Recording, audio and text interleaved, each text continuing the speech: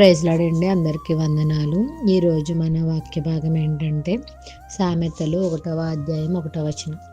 ఇక్కడ మనం చూసినట్లయితే దావీదు కుమారుడును ఇశ్రాయేలు రాజునైన సొలొమోను సామెతలు అని మనకి కనిపిస్తుంది. అయితే ఎందుకు అలా రాయాలి? దావీదు కుమారుడు ఇశ్రాయేలు రాజునైన సొలొమోను అని ఎందుకు చెప్పుకోవాలి? అతను జ్ఞాని అయిన సొలొమోను అని చెప్పుకోవచ్చు కదా, ఎందుకంటే అతను జ్ఞాని కదా. మనం ఇప్పుడు ఏమన్నా అంటే జ్ఞాని అయిన సొలొమోను అంటాం కదా, కానీ అతను ఎలా చెప్పుకోకుండా ఎందుకు దావీదుని చెప్పుకున్నాడు? అయితే మనం అది చూసే ముందు ఒక విషయం చూద్దాం. ఏంటంటే సొలొమోను చాలా ధనవంతుడు, ఎందుకంటే దేవుడే తనని ధనవంతునిగా చేశాడు. జ్ఞానాన్ని అడిగినప్పుడు, ఈ ప్రజల్ని పరిపాలించే జ్ఞానం నాకు ఇవ్వండి అని దేవుడిని అడిగినప్పుడు దేవుడు ఏం చేశాడంటే ఆ యొక్క కోరికను మెచ్చి తనకి ధనధాన్య సమృద్ధిని కూడా ఇస్తాడు. ఇచ్చినప్పుడు తన కీర్తి ప్రబలింది. ఎక్కడెక్కడో రాజులకి తన యొక్క కీర్తి తెలిసింది. తను చాలా జ్ఞానవంతుడు. అయితే తను చేసిన ఒక తీర్పు గురించి మనం చదువుతాం కదా.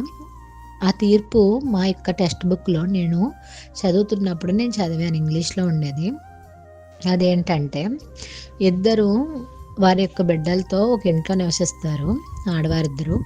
అయితే నివసిస్తున్నప్పుడు ఒకటి ఏం చేస్తుందంటే నైట్ పడుకునేటప్పుడు ఆ బిడ్డ మీద పడుకుని పోతే తను చచ్చిపోద్ది. బిడ్డ చనిపోయినప్పుడు తను చూసుకొని వెంటనే వెళ్ళి పక్కన వేరే బిడ్డ కూడా ఉంది కదా, వేరే ఆవిడకి అక్కడ చనిపోయిన బిడ్డను వేసేసి బ్రతికిన బిడ్డను తీసుకొచ్చేసుకుంటుంది నైట్కి నైట్.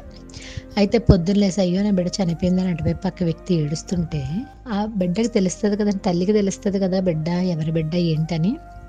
వెంటనే గుర్తుపట్టి ఇది నా బిడ్డ కాదు, అది నా బిడ్డ, నువ్వు దానికి ఇవ్వి, దాన్ని నాకు ఇచ్చేయి, నువ్వు తను ఎందుకు తీసుకున్నావు అని చెప్పేసి గొడవ పెడుతుంది. పెట్టినప్పుడు ఈ యొక్క తీర్పు రాజు దగ్గరికి వెళ్తుంది. రాజు దగ్గరికి వెళ్ళినప్పుడు రాజుగారు అంటారు కదా, సొలొమోన్ రాజు అంటాడు, 2 ముక్కలు చేసేసి సరుకు సగం ఇచ్చాను అంటాడు. అలా అన్నప్పుడు తల్లి తలుక్కుపోయి, కడుపు దేవేసినట్టు ఉంటుంది కదండి సొంత బిడ్డను అలా చేస్తూ ఉంటే. అప్పుడు వెంటనే తను అంటే వద్దండి, చంపకండి, తనకే ఇచ్చేయండి, ఎక్కడున్న బ్రతికితే చాలు నా బిడ్డ అనుకొని తనకే ఇచ్చేయండి అంట. ఈ యొక్క బిడ్డ, చనిపోయిన బిడ్డ యొక్క తల్లి ఏమంటదంటే 2 ముక్కలు చేసేయండి, తనకో ముక్కలు నాకో ముక్కలు ఇవ్వండి అంటారు.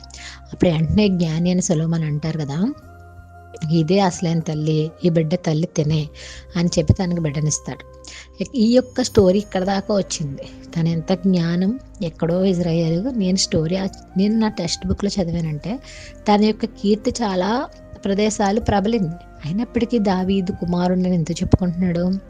ఎందుకంటే దావీదుని యేసు ప్రభు వారు మర్చిపోలేకపోయారు.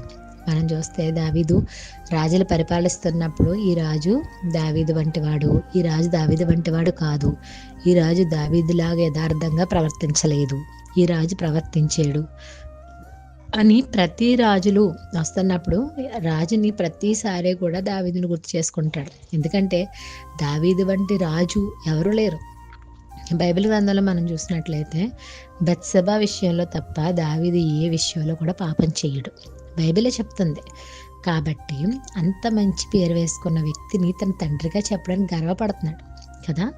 అయితే మనం ఎక్కడ గర్వపడాలి? మన తల్లిదండ్రులు చెప్పడానికా? కాదు. మన యొక్క దేవుడు మన కోసం ప్రాణాన్ని ఇచ్చి, మన కోసం తిరిగి లేసి మరలా రానయ్యున్న మన దేవుడిని కోసం మనం గొప్పగా చెప్పాలి. ఎందుకంటే దావీదులో ఒక మిస్టేక్ ఉంది, కానీ నీనా దేవుళ్ళలో ఒక మిస్టేక్ అన్నా ఉందా? యేసుక్రీస్తులో అసలు మిస్టేక్స్ ఉన్నాయా? లేవు. కాబట్టి ఆ దేవుడు యందుని మనం అతని కోసం అందరికీ చెప్పాలి. వాక్యం ఉంది కదా, మీరు సర్వ సృష్టికి వెళ్ళి సువార్తను ప్రకటించండి. కాబట్టి మనమందరూ కూడా మనల్ని మనం గొప్ప చేసుకోవడం కాదు, కానీ మన తండ్రిని గొప్ప చేయదుము గాక. ఆమేన్.